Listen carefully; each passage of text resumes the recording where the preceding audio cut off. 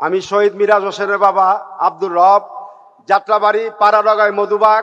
আপনারা দেখেছেন আমাদের সামনে গুণী মানুষগুলো আছে। আমরা গর্বিত। জুলাই 5ই আগস্ট চলে আসছে। কয়টা দিন পরে আগস্ট মাস। সেই আগস্ট মাস 5 তারিখে আমার মিরাজ তার বন্ধুদেরকে নিয়ে রাজপথে প্রতিবাদ করতে গিয়েছিল। তার মোবাইলটা যে ভিডিও ছিল, ভিডিও করতে যে তার অপরাধ ছিল।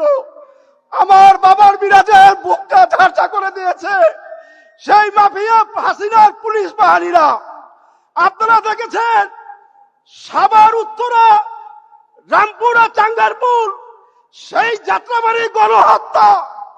পাখির মতো মানুষ গুলি করেছে, আঠু গিরে গুলি করেছে, প্রতিযোগিতা করে গুলি করেছে। কি দোষ করেছিল আমার সন্তানরা? তাই আমি আমার স্যারের কাছে আমরা ইনসাফ চাই। আমার প্রত্যেকটা শহীদের সন্তানদের বিচার চাই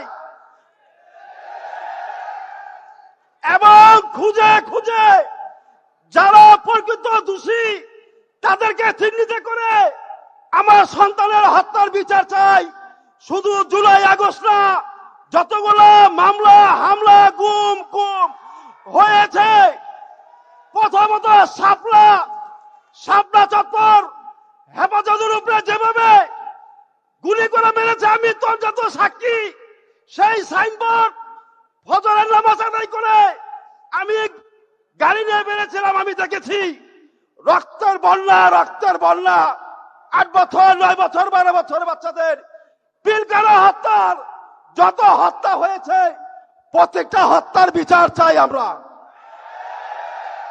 এবং যাত্রাবাড়ি মাউতোয়াইল কবরস্থান 14টা আমার সন্তানের লাশ ওখানে দাফন করা হয়েছে। তাদের কবরগুলো পাকা করা হয় নাই। শুধু তাই নয়, আপনারা দেখেছেন কাজলা 2টি শহীদের কবর, সারুল্লাহ 4টি শহীদের কবর, পাড়াডগায় আমার মিরাজ অন্তর জুয়েল 3টা কবর।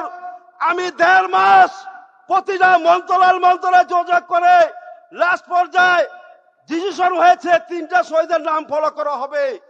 যদি তাদের পঞ্চায়েতের কবরস্থান হয়ে থাকে, যাতে পাকা না হোক, যাতে আমার সন্তানের, আমার মায়েরা বোনেরা যাতে তার সন্তানের নামটা ফলো করে দেখতে পারে।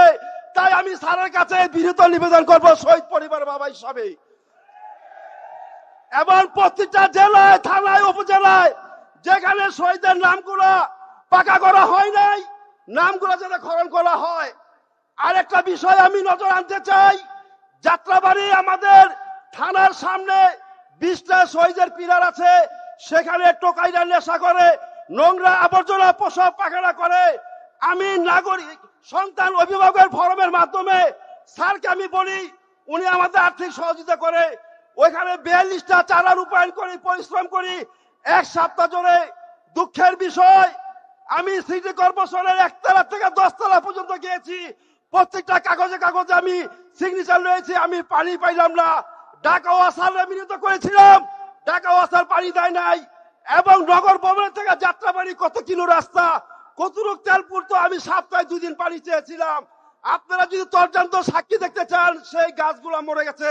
তাই আমি বিনীত করব, যেখানে আমাদের যাত্রাবাড়ি শহীদের পিলারগুলো আছে, সেই পিলারগুলো যদি তুলে যাত্রাবাড়ি চত্বরটা যাতে সব গোল করে একটা নজিরবিহীন ঘটনা সারা বিশ্বে যাতে দেখতে পারে সেই যাত্রাবাড়িতে কি ঘটনা ঘটেছিল। তাই আমি স্যারের কাছে অনুরোধ করব, যেখানে পিলারগুলো আছে কাজলা, শনিয়াকড়া, রায়েরবাগ, চিটাগাং রোড, সাইনবোর্ড, পোস্তগোলা এবং যাত্রাবাড়ি সহ সেই পিলারগুলোর উপরে দাঁড়িয়ে পেশাব করে, আমার সন্তানের নামের উপরে পেশাব করে, সেই পিলার গাছে তুলে যাতে যাত্রাবাড়ি গোল চত্বরে যাতে রোপণ করা হয়। এই আমার বক্তব্য বলে বিশ্বাস করছি।